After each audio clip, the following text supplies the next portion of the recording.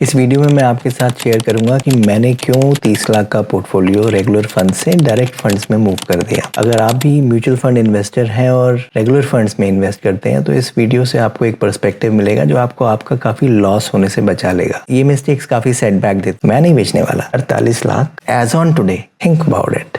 आज एक काम करना, यू चेक फॉर योरसेल्फ। मैं आपके साथ सारे फैक्ट्स, लॉजिक और कैलकुलेशंस भी शेयर करूंगा सो दैट यू अंडरस्टैंड मैंने ऐसे क्यों किया और नहीं करता तो मेरे पोर्टफोलियो पे क्या इम्पैक्ट पड़ता। जब हम इन्वेस्टमेंट्स की शुरुआत करते हैं तो ज्यादातर शुरुआत रेगुलर फंड से ही होती है बिकॉज हमको कुछ आइडिया नहीं होता है और पैसा हम मार्केट में बिना जाने समझे तो नहीं लगा सकते। ऐसे में हम अपना पैसा म्यूचुअल फंड एडवाइजर के थ्रू ही लगाते हैं। मेरी भी शुरुआत ऐसे ही हुई थी जब 2016 में मेरे एक फ्रेंड ने मुझे अपने म्यूचुअल फंड एडवाइजर से इंट्रोड्यूस किया था and I thank that advisor because जो इन्वेस्टमेंट करता ही नहीं है वो रेगुलर फंड्स में करे या डायरेक्ट प्लान में, कोई फर्क नहीं पड़ता। एटलीस्ट उसकी इन्वेस्टमेंट तो शुरू हुई। और अगर वैसे आपकी इन्वेस्टमेंट नहीं शुरू होती तो शुरू ही नहीं होती बिकॉज आप अपना हार्ड एंड मनी बिना किसी गाइडेंस के एकदम से इनिशिएट नहीं कर पाते। और ये बुरी बात नहीं है, जो इन्वेस्टमेंट से नहीं करता उसको शुरू करना चाहिए, चाहे रेगुलर या डायरेक्ट। और when you are new, independently direct plan करने की हिम्मत ही नहीं होगी, आपसे पैसा लगेगा ही नहीं। So we should be grateful to the advisors who get us started, but at the same time as you mature in the market you have to take right decisions also. So जब आप car चलाना भी सीखते हैं, पहले आप car training school में चलाते हैं but then you don't stick with them for life, you get independent, right. मेरा टोटल इन्वेस्टिंग एक्सपीरियंस तो 21 साल का है और मैं बहुत ही एग्रेसिव रियल एस्टेट इन्वेस्टर था। मार्केट में सीरियस इन्वेस्टिंग करते हुए 6 साल हो गए। बहुत मेहनत करी, बहुत सारे कोर्सेज किए, बहुत पैसे लूज भी किए और काफी एक्सपीरियंसेस लिए और धीरे धीरे मार्केट ने रिवॉर्ड करना शुरू किया। आई वुड वांट कि अगर आपको इससे फायदा हो जाए तो मेरा वीडियो बनाना वर्थ है बिकॉज ये मिस्टेक्स काफी सेटबैक देती हैं आपके पोर्टफोलियो को। I will also add screenshots in my video so that you know I am not just talking, I am sharing with you what I am doing. So let's begin. हम just briefly touch करेंगे कि regular plan और direct plan में क्या difference होता है और उसमें 1% का एक्सपेंस रेशियो क्यों एक्स्ट्रा होता है और इस 1% को आप कॉमन लाइफ में कैसे समझें। एक रियल एस्टेट परचेज का एग्जांपल लेंगे, इस 1% से आपके पोर्टफोलियो पे कितना फर्क पड़ेगा उसको देखेंगे। हम ये भी बात करेंगे कि टैक्सेशन का क्या और बिग क्वेश्चन आपको क्या करना है।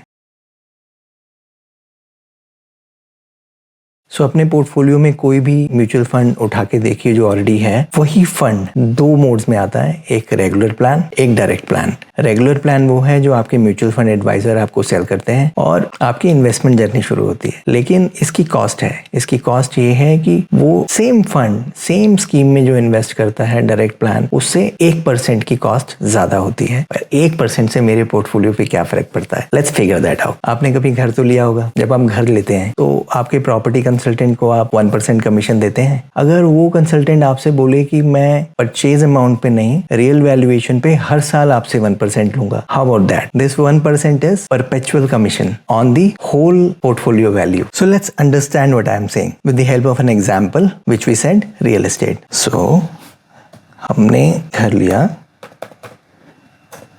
1 करोड़ का, तो यूजुअल सिनेरियो में आप उस 1 करोड़ पे 1 लाख का कमीशन देते हैं and it's over, it's your property, you will enjoy what ever growth happens, nobody ask share of increase in valuation for that property. पर म्यूचुअल फंड्स में ऐसा नहीं होता। आपके पूरे पोर्टफोलियो पे, क्योंकि वो डायरेक्ट नहीं है और रेगुलर है, आपको वो कमीशन देना ही पड़ता है। डायरेक्ट में भी आपका रेकरिंग एक्सपेंस रेशियो होता है क्योंकि म्यूचुअल फंड में mutual fund managers buy and sell करते हैं। हमारा इशू एक्सपेंस रेशियो होना नहीं है, हमारा है अगर मेरे पास चॉइस है तो क्या मैं ये 1% बचा सकता हूँ। हमारे रियल एस्टेट एग्जाम्पल में अगर मान ले हमारी प्रॉपर्टी 15% से हर साल बढ़ती है और 1% कमीशन हम उसको हर साल देते हैं और हम 20 साल के लिए वो घर अपने पास रखते हैं, तो आप टोटल लगभग 1,02,44,358 रुपए कमीशन में दे देंगे। देंगे क्या? नहीं देंगे। तो म्यूचुअल फंड में क्यों देंगे? Now let's understand mutual fund में इस 1% का क्या मतलब है। मेरा टोटल एक पोर्टफोलियो है जिसमें से ये पोर्शन ऑफ 30 लाख पड़ा था रेगुलर फंड्स में और मैं इसको टच नहीं कर रहा था बिकॉज मैंने कैलकुलेशन नहीं करी थी। जब मैंने कैलकुलेशन करी तो कोई मीनिंग ही नहीं रह गया कि मैं उसको क्यों कंटिन्यू करूं। That's why I moved. I will share this calculation with you. मेरे पोर्टफोलियो की वैल्यू थी 30 लाख। मान लेते हैं कि मार्केट 15% रिटर्न देती है, 1% एक्सपेंस रेशियो एक्स्ट्रा है, तो मान लेता हूँ 14% फॉर दिस एग्जाम्पल। और मैं 20 साल का एग्जाम्पल ले रहा हूँ, ऐसा नहीं है कि आप 20 साल में म्यूचुअल फंड्स बेच देंगे, पर इस एग्जाम्पल के लिए 20 साल लेके देखते हैं। और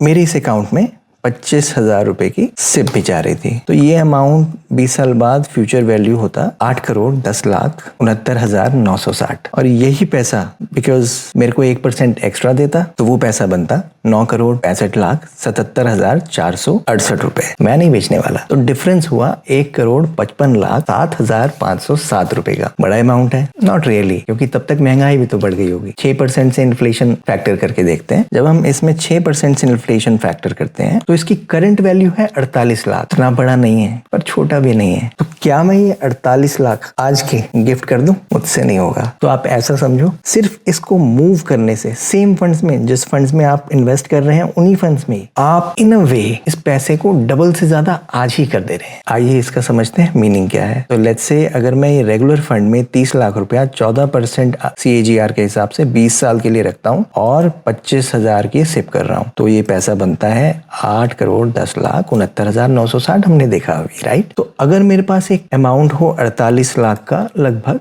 और वो मैं FD भी कर दूं 20 साल की, तो जाके जो पैसा मिलेगा टोटल मिला के जो रिटर्न आएगा वो मेरे को सिर्फ इस मूव से ही आ जाएगा। दोनों ही सिनेरियो में मैं 9,65,67,00,000 के हिसाब से 20 साल बाद उसको प्लेस करूंगा। तो ये मैटर करता है 48 lakh. So this is what I wanted to share with you. 48 lakh on 30 lakhs. So this is making the money 160% as on today. So let's look at some documents. कहीं आप ये ना समझें कि मैं सिर्फ बातें ही कर रहा हूँ। So this is the summary. Mutual fund holdings जो मैंने विड्रॉ किए हैं वो हैं 30,31,787। नेट मेरा इस पे प्रॉफिट था 12,42,884, जिसपे मैंने टैक्स कितना दिया ये देखते हैं। लॉन्ग टर्म और शॉर्ट टर्म गेन दोनों थे, दोनों मिला के लगभग 12,42,611। टैक्स रेट अज्यूम कर लिया 12.5% जो है भी लॉन्ग टर्म पे, और 30% आपका टैक्स स्लैब। इस पे मेरा टोटल टैक्स बना 1,60,000 रुपए। इस 48 लाख के आगे मुझे 1,60,000 नहीं दिखे और रिमेनिंग को अपने डायरेक्ट फंड्स में मूव कर लिया। ये मैंने आपके लिए कैपिटल गेन स्टेटमेंट पुल करके रखी है। Now the big question, what should you do?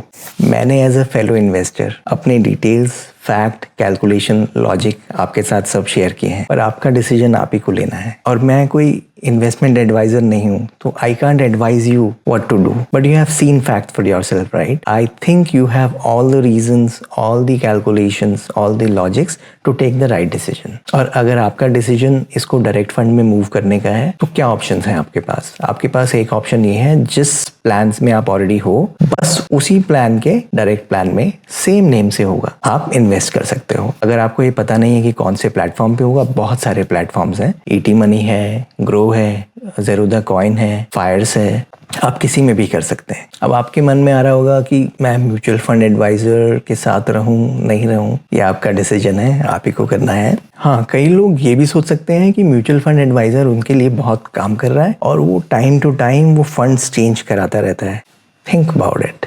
आज एक काम करना, अपना पोर्टफोलियो खोलना और उसमें देखना आप कौन से फंड में इन्वेस्टेड हो, उसका एक्सपेंस रेशियो क्या है। देन उस कैटेगरी के फंड्स को देखना, कहीं आप मैक्सिमम एक्सपेंस रेशियो वाले प्लान्स में ही तो नहीं इन्वेस्टेड है। I don't know, you check for yourself.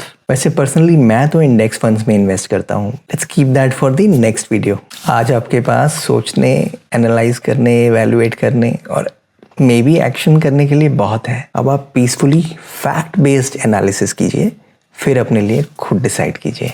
सिर्फ मेरे कहने से नहीं, मैं सेबी रजिस्टर्ड एडवाइजर नहीं हूँ। होपफुली आज के वीडियो से आपको कुछ इंसाइट्स मिली जो आपके पोर्टफोलियो को सब्सटैंशियली ग्रो करा सकती हैं। Stay tuned with us at the noiseless money for peaceful wealth creation. Let's invest and grow together. See you again. Bye.